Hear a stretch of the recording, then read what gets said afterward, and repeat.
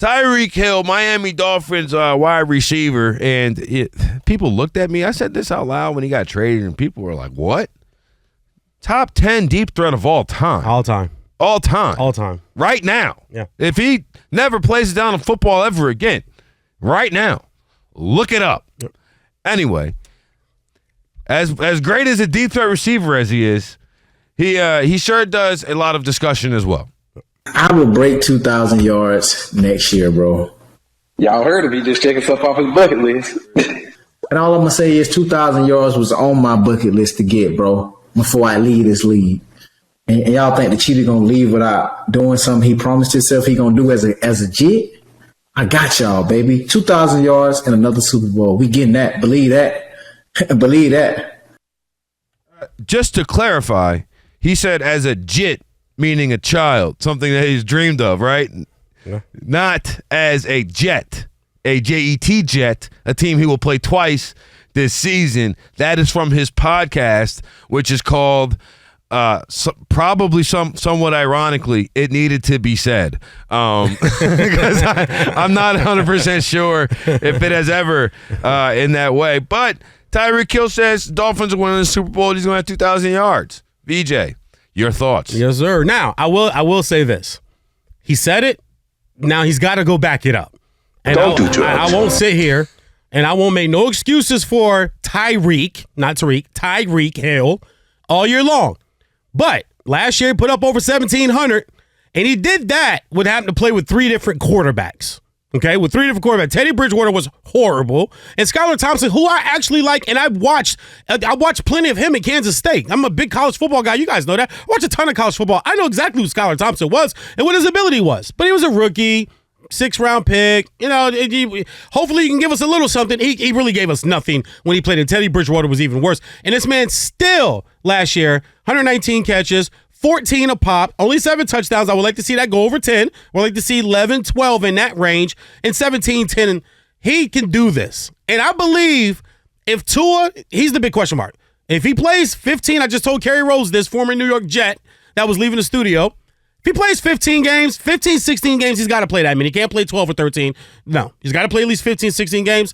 Then Tyreek Hill will have 2,000 yards receiving. You call him the biggest deep threat deep threat, top 10 all time. I think he's one of the most top 6 or 7 most just dangerous offensive weapons ever in football. Because it's not just the deep ball. You can run slip screens, receiver screens, reverses to him. You can do so much with this guy. You can line him up in the backfield. Just get him the football. Give him a block and a half, which means the second guy, you ain't really got to block that guy. Just get in that guy's way. Because Tyreek's speed is so much, he's going to run by that guy, and there's no one in the league that can catch him. I like that he said this. He's basically speaking up for the guys on his team because his quarterback's a little quiet, and Tyreek's done a really good job, man, in my opinion, at, being the talker for his team. We wanted quarterbacks to be vocal and to be these animated guys, and Tua's not that guy, but he's got a receiver that's like, hey, don't worry about it, Uno. You ain't got to do that, Oos. I got you over here. I'll do the talking. I'll run my mouth for us, and I love this. And if you don't do it, you don't do it. But I like the way that he did it, and I like that he said it, and I'm riding with it, man. 2K, the Super Bowl, I'm going to wait. I'm going to wait. I want to say yeah, but I'm going to wait. I'm going to wait. But 2K, I'm in on that right now. I love this. Well, I want to know, though, is you just made, like, Tyreek Hill is an incredible deep threat. But the thing that I kind of don't get is where were the jet sweeps, the slip screens? Very true. Where are the tunnel screens? Yep. Where was that? Because most of that went to Jalen Waddle last year instead of Hill. Well, okay, but Tyreek Hill is a type. He has punt return skills as soon as he gets the ball in space, and that's something that is invaluable, especially if you can get those guys who are multiple cut guys who like. It just with the incredible speed, like you just go back and you watch like the 13 seconds against Buffalo. It's like, dude, you just got to get this guy the ball. Yeah. And that was the thing about McDaniel that had me like, man, what are you doing, Mike? Like, he's supposed to be this run game guy. You look at Shanahan or Kyle Shanahan, and especially if you listen, Jordan Rodri did a great podcast on this. We're trying to get her on the show. I know, you texted me about the other night. Yep. But she did a great podcast on like McVay and Shanahan and McDaniel and that coaching tree and how Shanahan spams plays. Yeah. He'll just run the same play over and over and over again because he'll just keep one poor linebacker in absolute hell trying to make the decision of what's supposed to happen, right? And I didn't see that out of McDaniel. And I expected to see more of it, especially in the run game. But I was I would say, excited, whatever. I thought we were going to see more of the type of, what we saw out of San Francisco. San Francisco runs the ball with a multitude of players. Yep. Right? And in the trade for McCaffrey to get the guy who's their bell cow, and they're there every down. But they're not afraid to run Debo. They're not afraid to run Kittle even on an end around. At one point, they had to run Debo at running back. They had to run Debo at running back. So I just expected, when you saw all the jigsaw pieces of the puzzle that is making the playoffs that the Dolphins had on offense. You had Mostert's got great speed. Hill's got great speed. Waddle's got great speed. Wilson Jr. and Gesicki's not slow. No. You had all these different movements and options, and I just was I was a little underwhelmed, honestly, by the Dolphins in and out of play calling. Like, just the way they're going about it, especially in a playoff game when it's taking McDaniel forever to get the plays in. Yep. Twice. And that's the seventh round quarterback you got out there. You got to just, I'm not a very good cook, but I know how to do salmon, I know how to do shrimp, and I can make the mess out of some broccoli and sweet potatoes, all right? So when I'm in my mode. You're eating healthy. But when I know I got to deliver, I'm not about to say, hey, VJ, you want to come over Saturday afternoon? I'll make you a pizza. Yeah. You know what I'm saying? I'm not going to do that. You're not making Tandoorian duck. Yeah, right. I'm not going to do that. Yeah, I got you. I'm not making orange chicken, all right? What I am making is salmon, shrimp, broccoli and sweet potato. And it is going to be amazing. All right? That's what I'm doing. That's what Mike McDaniel needed to do. He had to take all that list down. That's good. That's funny. Down to the salmon, the shrimp, the broccoli, and the sweet potatoes. That's all Skylar Thompson can eat right now. Yeah. That's it. And he didn't do it. So we'll see, though. Experience is one of the greatest teachers as long as it doesn't get you fired on the way out, I guess. Exactly, right. So, but we'll see what comes from that. But I do think I like the Dolphins. I like the Dolphins a lot this season. I think they'll make the playoffs. Listen, and you and I both agree on Mike McDaniel's coaching and his play calling. And I keep it a buck. I'm a fan, but I always try to be as honest with my teams and players alike as I can. I don't want to sound like the irrational radio guy. I didn't like a lot of his play calling last year, but I will say this. It felt like to me in certain games he was trying to prove to people that Tua's the guy. So a lot of play calling, we go back to the Chargers game.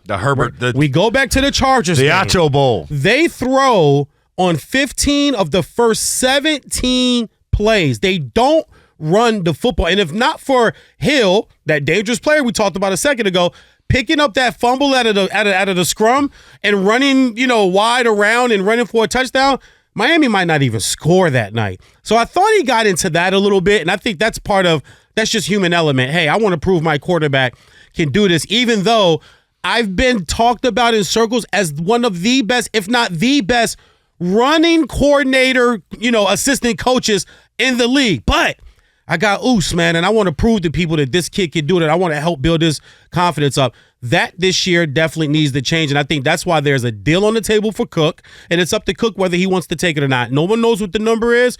No one in Miami can report the number. Even Cameron Wolf, who I like a lot, who covers the team there, no one's got the number, but they do know it's been said, no, we have offered him a deal.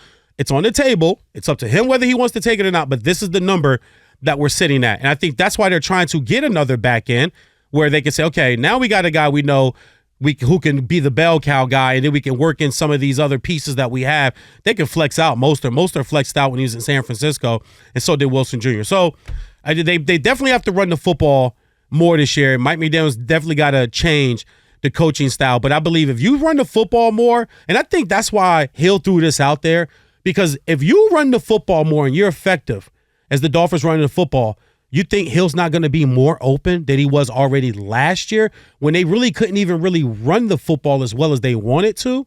One of the worst running football teams, offenses in the league last year. And Tyreek still has 17-10. You start running the football, Waddle looks bigger, put on some muscle, faster. I mean, man, this thing can get real crazy in Miami. And then on the defensive side of the ball, people want to talk about how bad the defense was. No, it wasn't. 16th rank in the league last year. Number 3 against the rush. Go look it up. No one could run the football on Miami last year. You know what I'm saying? So that's going to return. And then, of course, Fangio over there, man, with Jalen Ramsey and secondary's all back, and Xavier Howard's healthy again. Xavier Howard played hurt all last season. So I'm with you. They win the division. They make the playoffs, win the division, but this guarantee by Hill, I just love this, man. And I think he said this not just for himself, he said it for his team. And I think that coming out of OTAs, there's a feeling that, hey, you guys better watch the Dolphins this year. Braxton Berrios, another name to throw out there, another speed guy, another fast guy that you can use different ways, and in the return game. You know, I know it's July, 15th? Yeah, 15th. But hats off to the different people around the NFL media who have been putting stuff out. Because I know I just mentioned it in passing, but now I'm going to take a second to really talk on it, because you just mentioned Vic Fangio and the influence that he's had. Well, the influence that you expect him to have in Miami. Yes. You gotta go search on your phone for the podcast to the Athletic Football Show and listen to this play callers. You specifically, VJ, gotta do it. You gotta hear McDaniel and the way he talks and his process, and to the point of advantage. You are going Send me that. to love just it. text it You're to me. going to love it. You got to look that up, and I highly encourage everybody who's listening to me. If you're a football nerd and the ins and outs of it, don't get me wrong. It's high level, it's high level football nerd stuff. But if you're into it, I would highly recommend it.